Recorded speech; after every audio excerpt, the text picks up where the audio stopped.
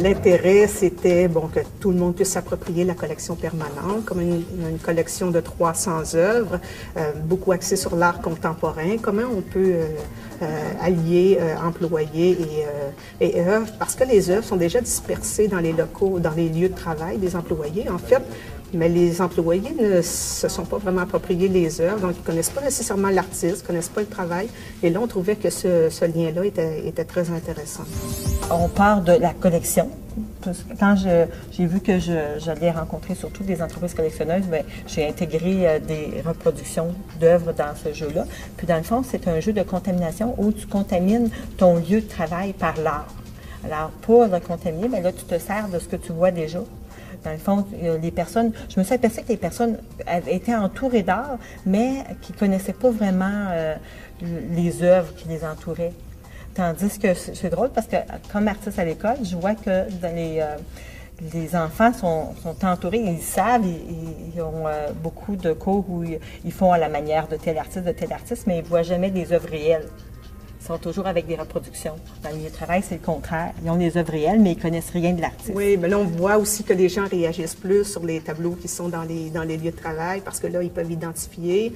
C'est sûr que tous les gens qui ont participé ont reçu un catalogue de la collection permanente. Donc là, ils cherchent à découvrir où sont ces œuvres-là, qui est l'artiste, quel est le travail. Et on sent une appropriation de ce projet-là qui est tout à fait intéressante. Je suis venue ici sans attente et... je pense que je suis venue ici aussi sans doute parce que j'ai aucun nécessairement talent artistique et je trouve que c'est un moment de détente inouï.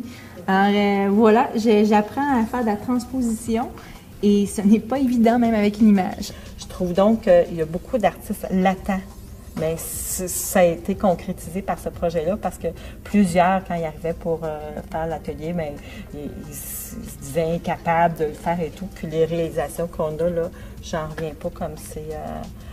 de très belle qualité de réalisation.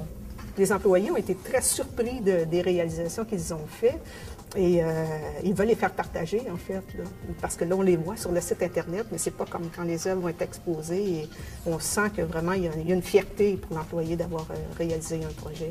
Quand on fait une exposition, on fait un vernissage, bien, ça tourne souvent en discussion de salon, c'est toujours le même monde.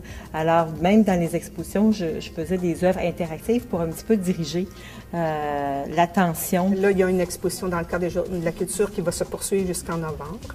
Ensuite, les œuvres vont être exposées dans différents lieux de diffusion à la ville. Et après ça, on regarde ce qu'on va faire comme projet. Est-ce que les œuvres vont être dans les lieux de travail? Où sont les employés qui les ont réalisées? On est à travailler sur ce dossier-là.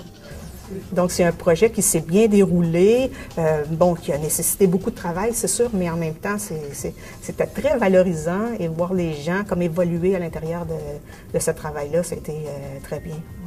On s'est beaucoup amusé.